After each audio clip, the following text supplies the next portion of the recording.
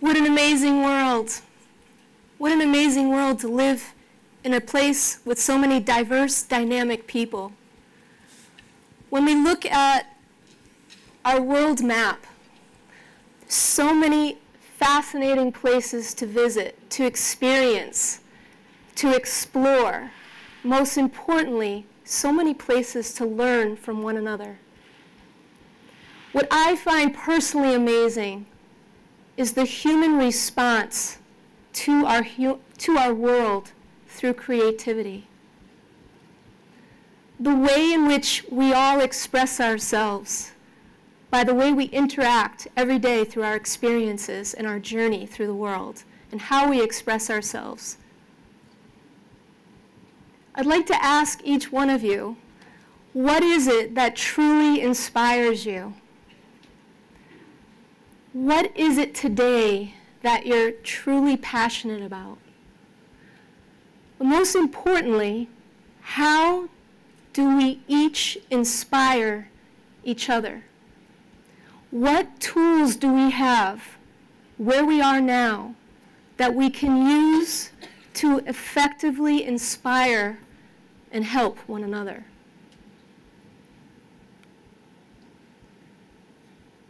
Theodor Geisel, Dr. Seuss, a native of Springfield, Massachusetts.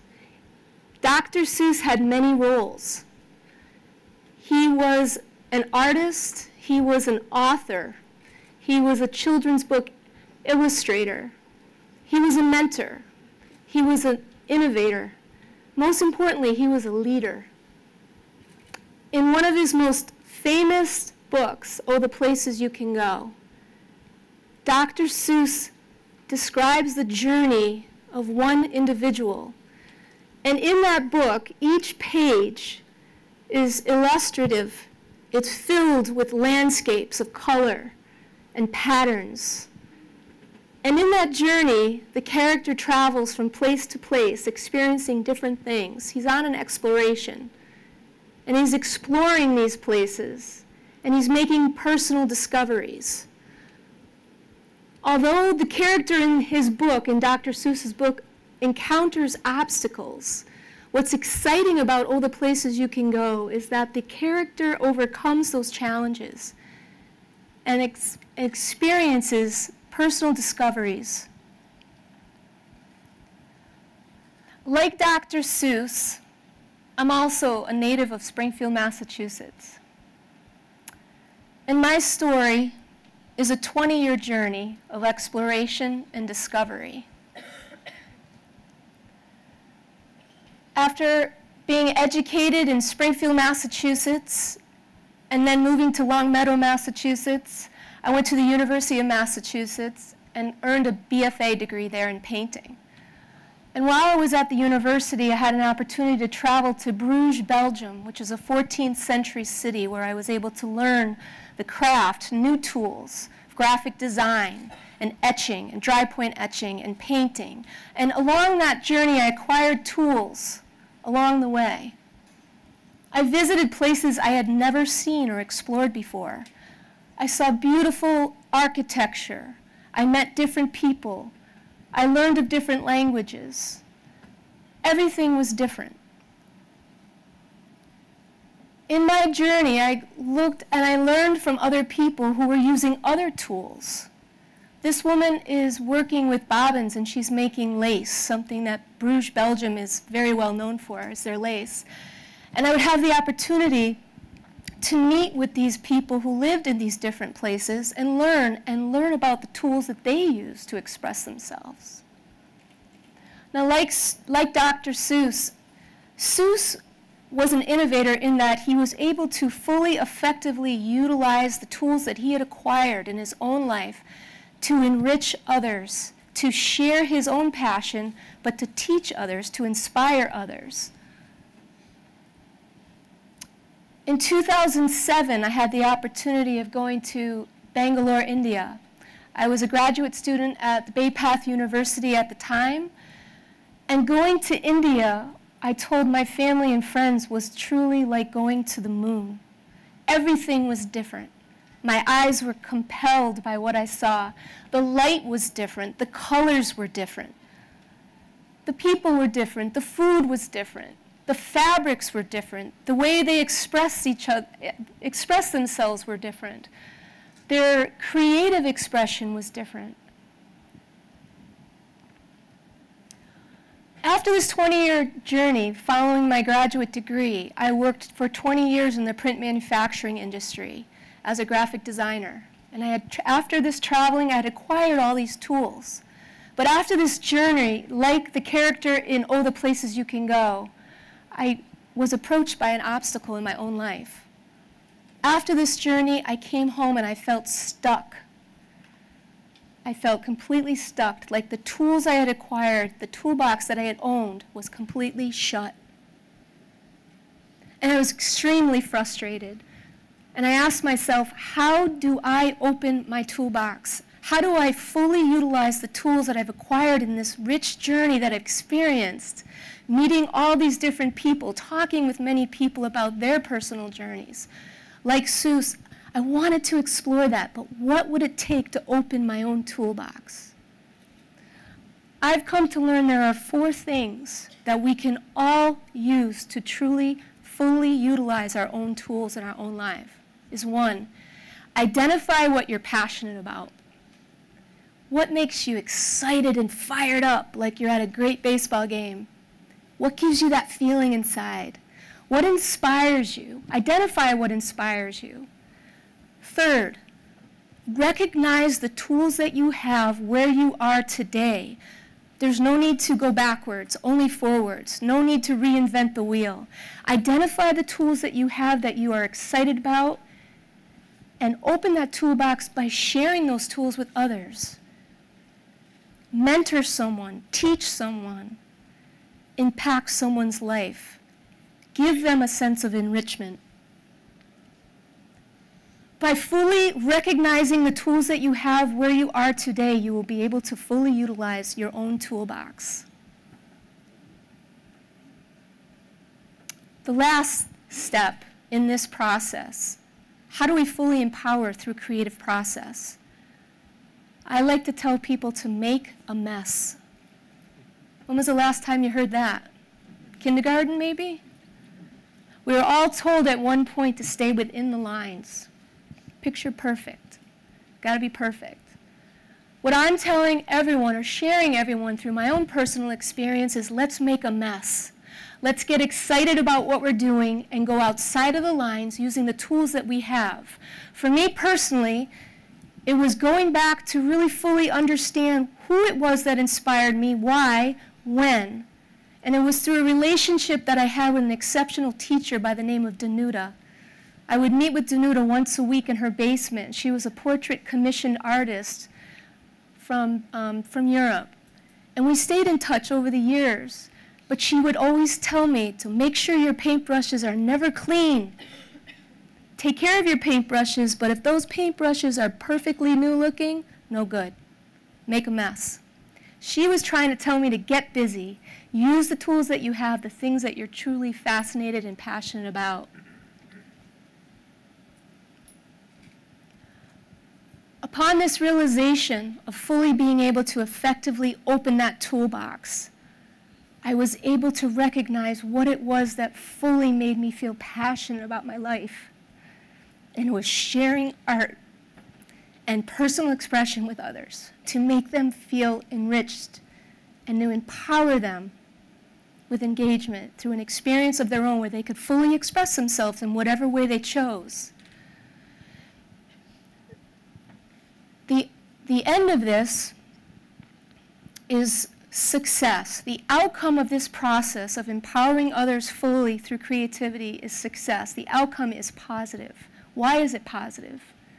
There are 3 stories I want to share with you. The positive outcome of fully sharing my tools with others has impacted the youth in our inner city of Springfield. Currently, over the past 4 years, been working with 12 different residential programs with youth who range from the age of latency to 17 years old who are placed with the state. Most who have no family, no structure, no opportunities. As you all know, art and music is the first to be taken from the community within our educational system. Bringing these tools to these students and enabling them to be part of that process, their success is that they now are expressing themselves and they have art exhibitions annually where their art is on display, they're being recognized in the community, they're winning awards, and they're enriched, they're interested, they're educated. One of the ways we also do that is that bringing them down to the quadrangle, introducing them to the Science Museum, having them look through the art museums, participate, look, watching them have discussions about Picasso, about Monet's haystacks, having them discuss brushstrokes and different artwork that's on display. Empowering these youth is a positive thing. These youth are able to express their own voice through their own choices. By giving them a paintbrush, a pencil, the opportunity to create, they are able to make decisions. They are empowered. They make choices of their own of what they choose to spend their time doing.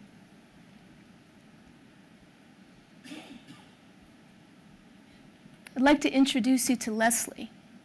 Leslie is a student of mine I've been working with for 4 years. Leslie is an artist and a musician. She suffered a traumatic brain injury in 2006 in a horseback riding accident. Prior to her accident, she was a successful artist and musician. Following the accident, she went through several years of recovery. And now Leslie has been brought back into the community as a successful artist. She's painting, playing music, and this is the how. How do we use the tools? In my own experience, by providing a studio space that's safe and inviting for Leslie to interact, providing the tools, the paintbrushes, the canvas, the easels, whether the easels are down or if they're up, they're full body easels, allowing her the opportunity to make choices of color. The success story here is that Leslie is brought back into the community through her own desire to paint again and to play music again. And she now has had her own one-woman retrospective show at a local gallery, and she's producing artwork. The process is bringing the canvas to her that's comfortable. So this image is depicting Leslie interacting in the process of starting from an original sketch and producing an original artwork. Again, what inspires Leslie? What makes her feel safe and engaged? What makes her feel comfortable? The process of utilizing these tools has brought the opportunity back to an individual within our community to be enriched and have a successful, fulfilling life. Leslie is continuing to paint and create several artworks, as well as playing the guitar again and expressing interest to wanting to learn. After her experience, her personal triumph, it rings out every day as she continues to produce original artwork. I'd like to introduce you to Ellen. The outcome of sharing our tools with others is valuable. It is worth it. It is meaningful to others. Ellen has suffered 3 strokes. She's 88 years of age. In the past, she was immobile, nonverbal. But she expressed an interest in painting. She used to paint years ago. She struggled to communicate that within the environment that she lives. But now, those tools are brought to the forefront. The length of the paintbrushes are provided for Ellen. The proximity of the canvas is made, pushed forward and brought to lap height because she can't walk very well. And she makes choices of her own. I want to make an arrangement. I have children. I want to make each one of my children a painting. That's what I desire. So when we're listening to the students' need and passion. Meeting that passion is the success for that individual. Ellen's process starts with a sketch. She makes a choice, chooses objects that are meaningful to her. In this case, it was a vase that we had assembled together, and she took it all apart again. She's like, no, I want that white rose center. I said, why? Why, Ellen, do you want that white rose center? Because I'm the mother. I am the center. And this is my family. And that object is personal to her. It has meaning. And this process of her painting again has brought her back into the community as a successful artist, and she's able to communicate with her family. Her daughter shared with me something recently, that in this process of Ellen being engaged in this painting process, Mom has been brought back to us. We always knew she was inside, but through her painting, she's able to communicate with us again.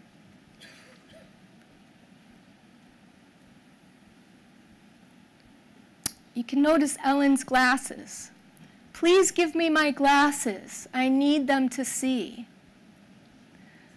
We need to use our ears and our senses when we're working with others. How do we inspire people?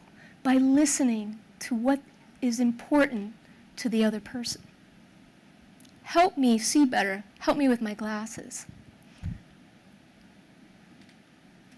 So my message today is that where we are, each one of us, we all have different roles. Whether we're a nurse, a teacher, a finance, economist, whatever role we are currently in, we all have accessible tools to enrich others. So my message is today, how do we be like a bridge and extend that knowledge to others, to enable others, to share our knowledge, to enrich others' lives? What tools can we currently use in the roles that we have today to bring that to the forefront, to fully help others within our community? Doing so will provide others with an opportunity to grow.